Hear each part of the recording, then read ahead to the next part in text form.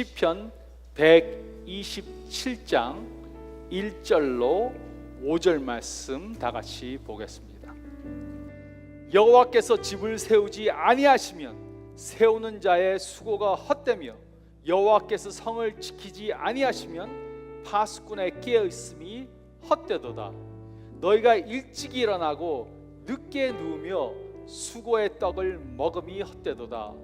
그러므로 여호와께서 그의 사랑하는 자에게는 잠을 주시는도다.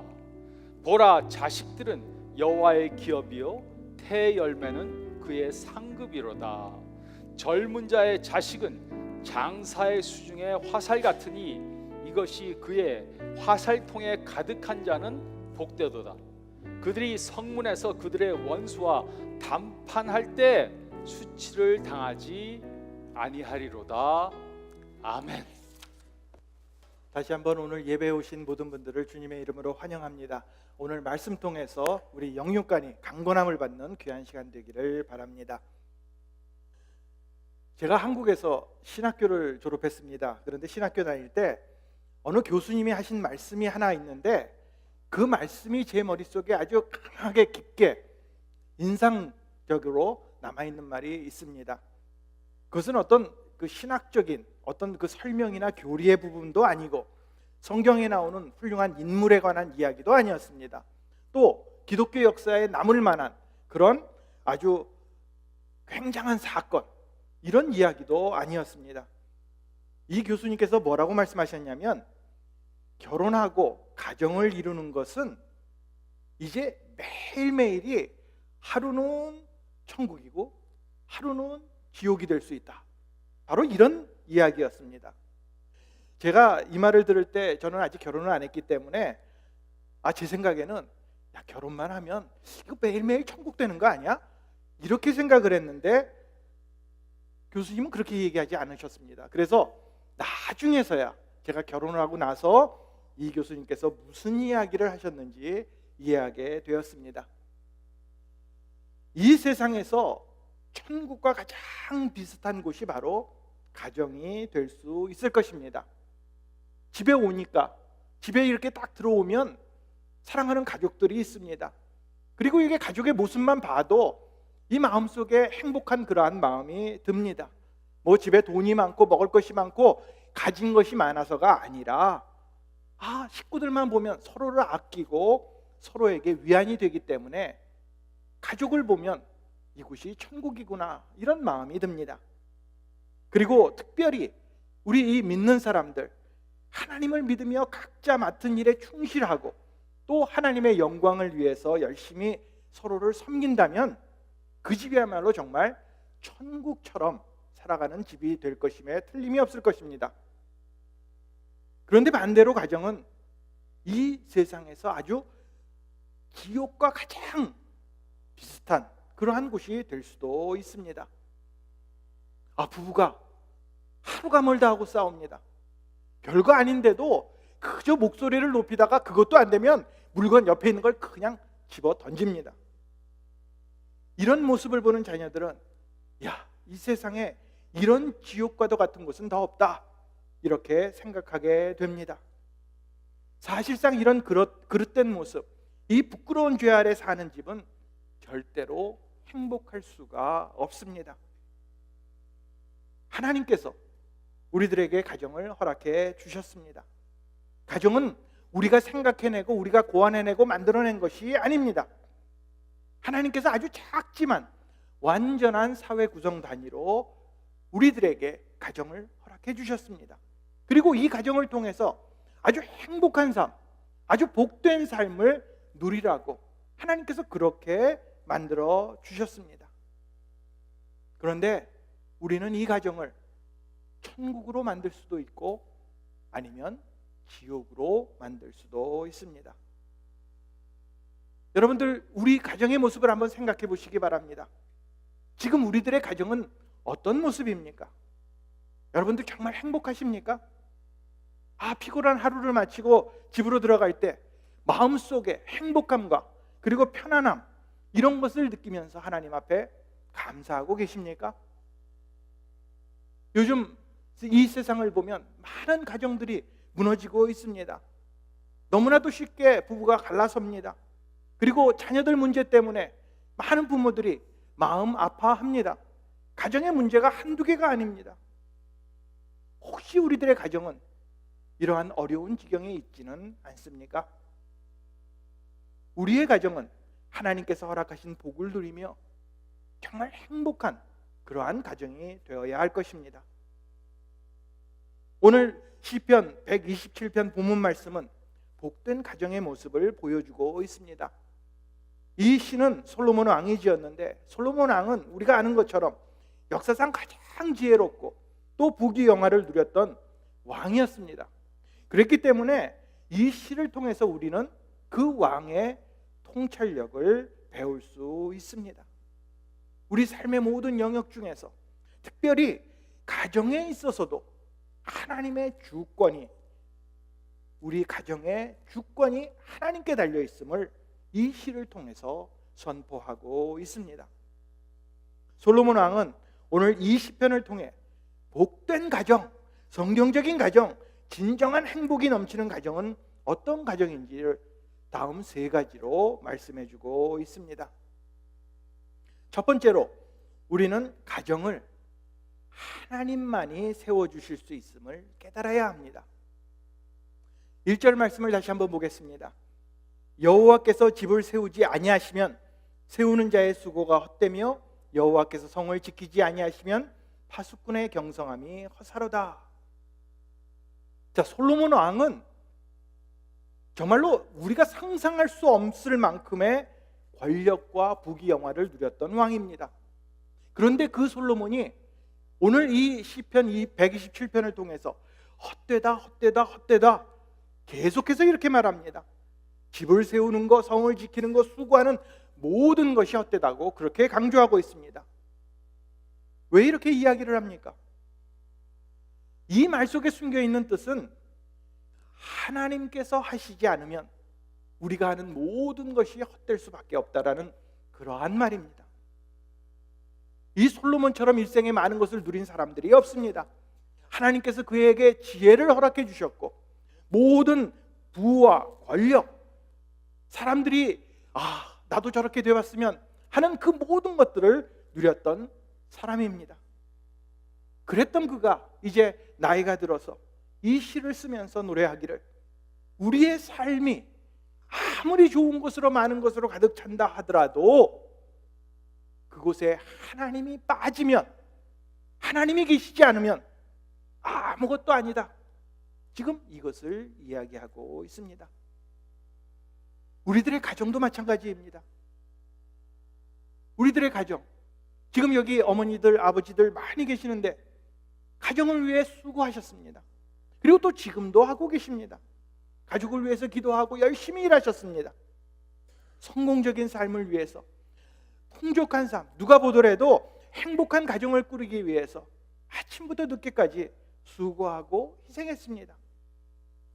하지만 이 모든 것들이 여호와 하나님 없이는 다 헛된 것임을, 소용이 없는 일로 돌아감을 우리는 깨달아야 할 것입니다.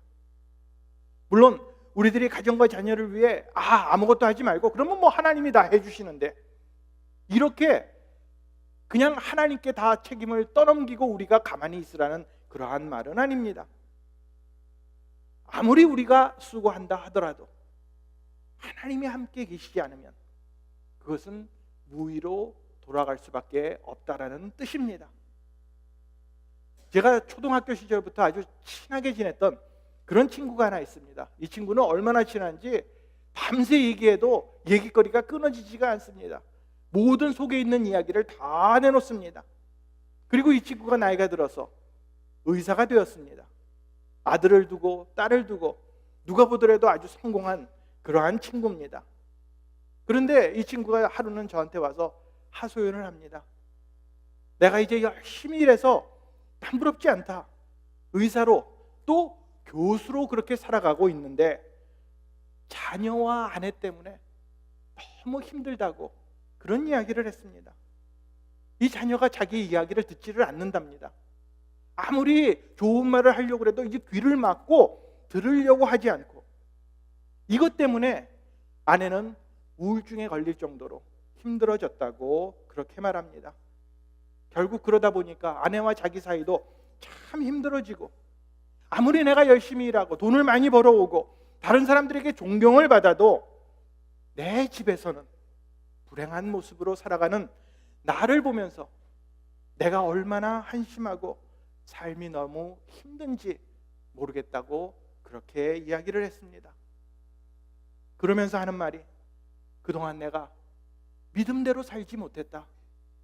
하나님과 상관없이 세상만을 향해서 달려갔음을 그렇게 후회하였습니다. 이것이 단지 제 친구의 이야기만은 아닐 것입니다. 우리 주변에 보면 이런 이야기가 너무나도 많이 있습니다. 열심히 수고하는데 아무리 노력해도 하나님과는 상관없이, 하나님은 저 멀리 띄워놓고 내 마음대로 살다 보니까 결국 나중에는 아무것도 할 수 없음을 고백하는 사람들을 우리는 보게 됩니다. 근본적으로 하나님께서 우리의 가정을 세워 주셔야 합니다. 그래야 가정이 흔들리지 않고 든든히 서갈 수 있습니다. 우리는 하나님의 은혜에 매달려야 합니다. 우리들이 우리 집에 좋은 보험이 있다고 해서 우리의 모든 어려움으로부터 보호받을 수 있는 것이 아닙니다. 열심히 저축을 한다고 해서, 또 어려울 때를 위해서 다른 사람들과의 관계를 잘 맺어놓는 것, 그리고 밤낮 열심히 일한다고 해서 행복한 가정을 이룰 수도 없습니다. 우리는 하나님과 먼저 함께 해야 합니다. 하나님이 지켜주시지 않으시면 모든 것이 헛될 수밖에 없습니다. 오늘 본문 2절 말씀을 보니까, 너희가 일찍이 일어나고 늦게 수우며 수고의 떡을 먹음이 헛되도다. 그러므로 여호와께서 그 사랑하는 자에게 잠을 주시는도다. 우리가 어떻게 해서든지 해보려고 밤낮으로 발버둥 치고 노력해도 하나님의 은혜가 쑥 빠져버리면 우리들은 잠 한숨을 제대로 잘 수가 없습니다. 세상의 모든 것을 다 갖는다 할지라도 우리는 밤에 잠도 못 자는, 고민과 걱정에 빠져 있는 그러한 헛된 삶이 되고 말 것입니다. 그러므로 우리는 하나님께 매달려야 합니다. 하나님이 우리를 붙들어 주시면, 그 하나님의 사랑 안에 우리들이 거하면 우리는 하나님과 함께 평안을 누리며 행복한 가정에서 단잠을 이루게 될 것입니다. 설령 우리들의 가정이 어려움에 처한다 할지라도, 고난이 온다 할지라도 믿음으로 하나님 안에서 은혜에 붙잡힌 바 되면 그 가운데서 평안을 누리며 믿음으로 고난을 이기게 될 것입니다. 그러므로 우리는 하나님을 믿는 믿음으로 가정을 이끌어야 하며 하나님께 모든 것을 맡겨 드려야 합니다. 우리는 가정을 하나님만이 세워주실 수 있음을 깨달아야 합니다. 두 번째로, 우리는 자녀를 하나님 뜻 안에서 양육해야 합니다. 이제 3절 말씀을 보겠습니다. 자식은 여호와의 주신 기업이요 태의 열매는 그의 상급이로다. 자, 솔로몬이 이제 그 자녀를 표현하는데 기업이다, 기업, 이렇게 이야기를 합니다. 기업이 무엇입니까? 기업은 이 재산, 유산, 이런 뜻입니다. 다시 말해서 내 자식이 나에게는 큰 재산이 된다. 여러분들 이런 말 많이 들어보셨을 것입니다. 옛날에는 아무리 땅이 많고 돈이 많아도 내가 이 많은 재산을 물려줄 수 있는, 또 지켜줄 수 있는 그 자식이 있어야 진짜 부자라고 그렇게 이야기를 했습니다. 그렇기 때문에 오늘 솔로몬은 자녀가 기업이다, 이렇게 표현을 합니다.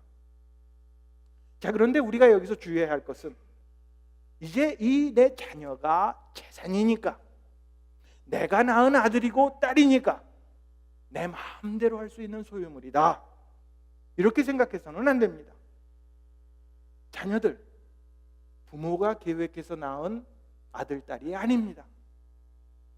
어쩌다가 생긴 그런 존재도 아닙니다. 우리들의 자녀는 하나님께서 우리들에게 맡겨주신 상급이고 선물이고 하나님의 자녀가 됩니다. 저는 제 눈으로 진짜 실제로 보고 들었습니다. 시집을 가려고 이제 준비를 합니다. 시집을 가려는 딸이 있는데 시집을 가려니까 얼마나 정신이 없어요. 마음이 아주 산란합니다. 그런데 그 아버지가 결혼을 얼마 앞두고서는 뭐라고 하느냐면, 야, 너 꼭 결혼해야 되냐? 결혼하지 말고 그냥 나랑 살자. 나랑 살면 내가 평생 너 잘 먹고 잘 살게 그렇게 해줄게. 괜히 남편한테 가서 고생하지 말고 나한테 있어라. 이러는 아버지를 보았습니다. 그리고 결혼을 하고 친정으로 놀러 온 딸에게 뭐 남편 걱정할 거 없어. 그냥 여기서 계속 머물러 있고 집에 가지 말라고 그렇게 붙잡는 그런 아버지도 보았습니다. 또 이와는 반대로 아들이 이제 다 커서 장가들 나이가 되었는데도 불구하고 엄마가 아침도 점심도 저녁 한 끼도 빠지지 않고 쫓아다니면서 챙겨줍니다. 심지어는 나이가 이제 뭐 20, 30이 넘었는데도 양말, 속옷, 자질구레한 거 모든 거 간수해주면서 아예 아들을 이렇게 떠서 받들어주는 그런 어머니들도 제가 흔하게 보았습니다. 왜 그렇습니까? 자녀를 위하는 것입니까? 이것은 자녀를 자신의 소유물처럼 아끼고 놓지 못하기 때문입니다. 물론 자녀를 사랑하는 마음에서 자녀에게 모든 것을 잘해주고 싶은 것, 함께 있기를 바라는 마음, 이것은 잘못된 것이 절대로 아닙니다. 하지만 자녀는 우리 것이 될 수가 없습니다. 오히려 부모된 우리들은 사명감을 가지고 하나님의 뜻대로 자녀를 하나님의 말씀으로 잘 양육해야 합니다. 자녀를 기르는 것이 이 세상에서 잘 되는 것, 성공하는 것, 출세하는 것, 돈 잘 버는 것, 이것이 아닙니다. 그런데 오늘날 믿는 부모들 가운데에도 많은 분들이 그저 어떻게 해서든지 좋은 학교에 보내고 좋은 직장, 좋은 결혼하는 것, 이것에만 관심을 두는 것을 우리는 흔히 볼 수 있습니다. 그러나 우리가 기억해야 할 것은 자식은 하나님께서 우리에게 허락하신 기업이고 유산입니다. 그렇기 때문에 이 자녀들에게 그 어떤 것보다도 우리들의 신앙 유산, 우리들이 오늘 찬양에서 고백하고 주님밖에는 없습니다 라고 찬양했던, 우리가 그렇게 기도했던, 그렇게 예배하는 그러한 신앙 유산을 우리 자녀에게 물려주어야 합니다. 우리들이 힘들고 지쳐서 넘어질 때, 그렇지만 꼭 하나님만 바라보고 다시 일어났던 그 신앙의 유산을 우리 자녀들에게 물려주어야 하는 것입니다. 이렇게 우리들의 자녀들에게 하나님의 뜻을 가르쳐주고 우리들의 신앙을 물려줄 때 그들은 하나님의 말씀으로 하나님을 알아가는 신앙으로 자라가게 될 것입니다. 여러분들 찬송가 중에 보면 나의 사랑하는 책이라는 찬송가 잘 아실 겁니다. 여기 가사를 보면 나의 사랑하는 책 비록 헤어졌으나 어머님의 무릎 위에 앉아서 재미있게 듣던 말 그때 일을 지금도 내가 잊지 않고 기억합니다. 저도 어렸을 때 이 찬양 많이 불렀습니다. 그런데 마음속에 한 가지 궁금한 게 있었어요. 뭐냐면 나의 사랑하는 책 그러면서 왜 이 책과 헤어졌을까? 아니, 어머니 무릎 위에서 그렇게 재미있고 그렇게 사랑스러웠고 그렇게 좋았는데 왜 그 말씀과 헤어졌는지, 이 친구가 아마 죄를 져서 하나님과 멀리 떨어졌나? 처음에는 그렇게 생각했습니다. 근데 나중에 미국 와서 영어 가사를 보니까 그게 아니더라고요. 뭐라고 써 있냐면 나의 사랑하는 책 비록 헤어졌으나, 이 영어 가사가 It is worn and faded.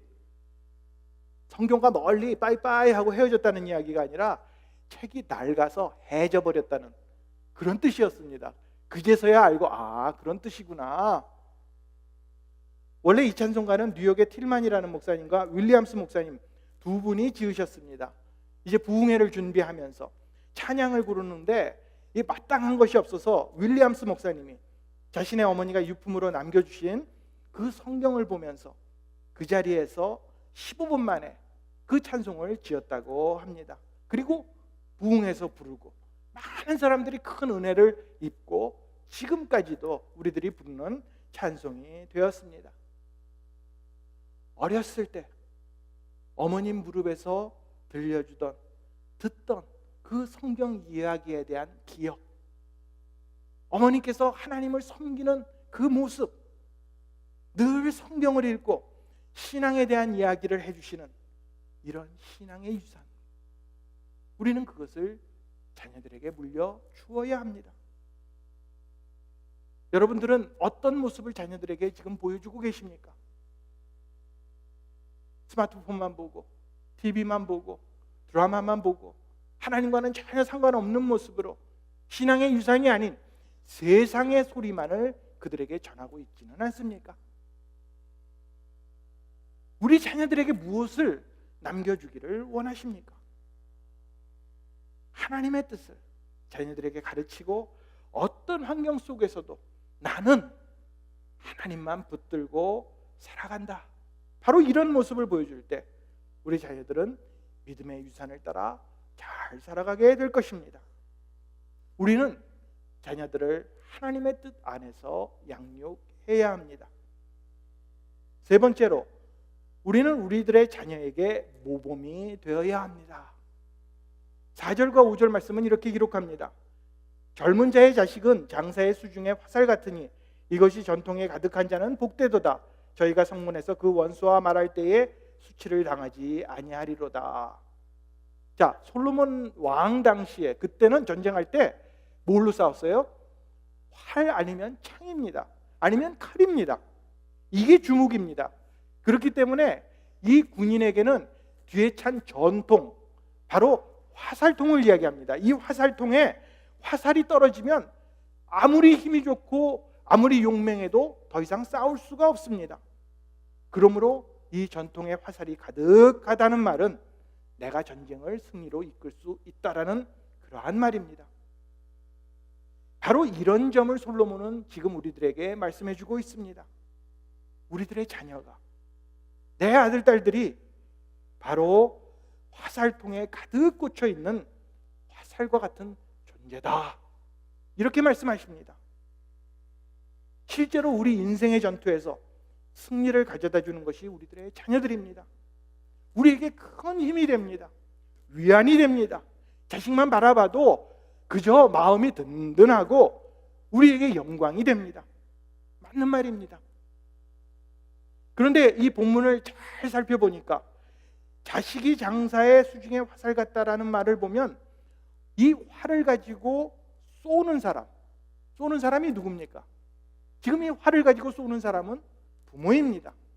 그리고 자녀가 화살이니까 부모가 쏘는 대로 자녀는 날아가게 되어 있습니다. 부모가 동쪽으로 쏘면 동쪽으로 날아가고, 서쪽으로 쏘면 서쪽으로 쏘는 그 방향대로 간다는 말입니다. 이 말은 우리 부모들이 자녀들에게 영적으로 모범이 될 것을 암시하고 있는 그러한 말입니다. 정말로 우리의 가정을 행복한 가정, 복된 가정으로 이루기를 위해서는 우리 부모된 자들은 먼저 자녀들에게 영적인 모범을 보여주어야 합니다. 자식은 부모를 흉내낼 수밖에 없습니다. 생긴 것만 똑같이 생긴 것이 아닙니다. 부모님이 생각하는 것, 어떤 때는 정치 성향까지도, 그리고 우리들의 이 신앙의 모습도 부모를 통해 그대로 닮아갑니다. 이민교회 많은 분들이 신앙이 최고다, 이 미국 땅에서 사는 것 하나님 아니면 안 된다, 항상 그렇게 말하다가도 결정적일 때 자녀들에게 이렇게 이야기합니다. 야, 지금은 공부해. 교회는 다음에 합격한 다음에, 성공한 다음에, 좋은 회사 간 다음에, 그리고 결혼한 다음에도 늦지 않아. 이렇게 말하는 것을 들을 수 있습니다. 하지만 만약에 부모님의 신앙의 모습이 이렇다면 우리 자녀들은 이렇게 생각할 것입니다. 부모님이 가장 중요하게 생각하는 것은 신앙이 아니구나, 하나님이 아니구나. 정말로 우리 부모님이 좋아하는 것은 내가 성공하는 것, 출세하는 것, 이것 때문에 부모님이 열심히 기도하고 교회 나가는 거구나. 성공 때문에 믿음 생활하는 거구나. 알고 보니까 하나님 별거 아니네. 이렇게 생각할 수도 있습니다. 저희 집 아이들이 어렸을 때, 아주 어렸을 때예요. 저 건의에 있는, 저 북쪽에 있는 그 식스플래그 놀이동산에 거기를 한번 데리고 간 적이 있습니다. 그래서 입구에서 표를 사는데 그때만 해도 나이에 따라서 이제 표가 어른은 온 값을 주고 아이는 반값 내고 이랬습니다. 마침 저희 집 큰애가 바로 그 전주에 생일을 맞아서 이제 5살에서 6살이 됐기 때문에 5살하고 6살 그 차이가 나더라고요. 그래서 야, 뭐 지난주니까 그냥 5살이라고 하고 싼 값으로 표를 사서 들어갔습니다. 뭐 누가 뭐라고 그러지도 않고 아무 문제가 없었습니다. 그런데 문제는 그 다음부터입니다. 큰애가 그 다음부터 엄마를 졸졸졸 쫓아다니면서 엄마 내가 왜 5살이야? 6살인데 왜 5살이라고 그래? 엄마는 왜 나를 6살을 5살로 만들었어? 계속 쫓아다니면서 그렇게 질문했던 것입니다. 우리는 자녀들에게 모범을 보여주어야 합니다. 신앙인으로 하나님을 예배하고 하나님과 말씀을 보고 하나님께 기도하는 사람으로 자녀들에게 바른 모습을 보여주어야 합니다. 믿는다고 하면서도 거짓말하고 하나님이 우선이라고 그러면서 언제나 돈 하며 세상 기준으로 생각하고 하나님 말씀과 상관없는 모습을 보여주어서는 안 됩니다. 부모는 자식의 현재의 모습이고 또 미래의 모습입니다. 부모를 보면 자녀의 미래의 모습을 우리는 훤히 내다볼 수 있습니다. 그리고 또 그 자녀를 보면 현재 부모의 모습도 보이게 됩니다. 부모가 진실한 신앙을 자녀들에게 보여주면 그대로 닮아서 하나님을 사랑하고 공경하며 하나님 말씀 안에서 자라가게 될 것입니다. 그런데 그저 교회나 설렁설렁 다니면서 형식적으로 믿음 생활을 한다면 그렇게밖에 살 수 없을 것입니다. 신앙은 가정에서 먼저 부모님의 신앙의 모습으로 예수 그리스도께 불러주신 그 구원의 소망을 부모들이 자녀들에게 던져 주어야 합니다. 그래서 자녀들이 그 주님의 부르심에 응답할 수 있도록 늘 자녀들을 옆에서 신앙으로 바로 자랄 수 있도록 권하고 격려할 책임, 예수 그리스도를 그 우리 아이들의 구주로 영접하게 할 책임이 있습니다. 우리 자녀들이 참 그리스도인이 되는 것이 복된 가정의 모습이 될 것입니다. 지금 우리들은 우리들의 자녀에게 어떤 모습을 지금 보여주고 있습니까? 우리는 자녀에게 모범을 보여야 합니다. 이번 5월 한 달 동안 하나님께서 기뻐하시는 가정의 모습을 우리들이 살펴보았습니다. 아버지의 모습, 어머니의 모습, 자녀가 또 부모님을 어떻게 공경하는지, 그리고 진정한 효도가 무엇인지, 또 오늘은 복된 가정의 모습은 어떤 가정인지를 살펴보았습니다. 하나님께서는 우리 가정을 통해 하나님의 뜻이 이 땅에서도 이루어지기를 원하고 계십니다. 이 가정을 하나님께서 만들어 주셨습니다. 그리고 지금 우리들에게 맡겨 주셨습니다. 그러므로 우리는 이 가정을 하나님과 함께하는 그런 가정으로, 그래서 늘 하나님의 말씀이 넘쳐나는 가정으로, 그리고 하나님의 뜻을 이루어가는 가정으로 만들어야 합니다. 이것이 복된 가정이고 이것이 행복한 가정입니다. 자녀들을 말씀으로 양육하고 또 자녀들은 부모님을 잘 공경하고 섬기고, 또 그래서 우리 가정뿐만이 아니라 모든 이웃에게, 믿지 않는 영혼들에게 나아가서 그들에게 모범이 되어 하나님께 영광을 올려드리는 그러한 가정을 이뤄야 할 것입니다. 이렇게 하나님께서 기뻐하시는 가정을 이루심으로 우리들의 모든 이웃에게 하나님의 사랑과 복을 전해주시는 복된 가정들이 되시기를 우리에게 가정을 허락하신 예수님의 이름으로 축원을 드립니다.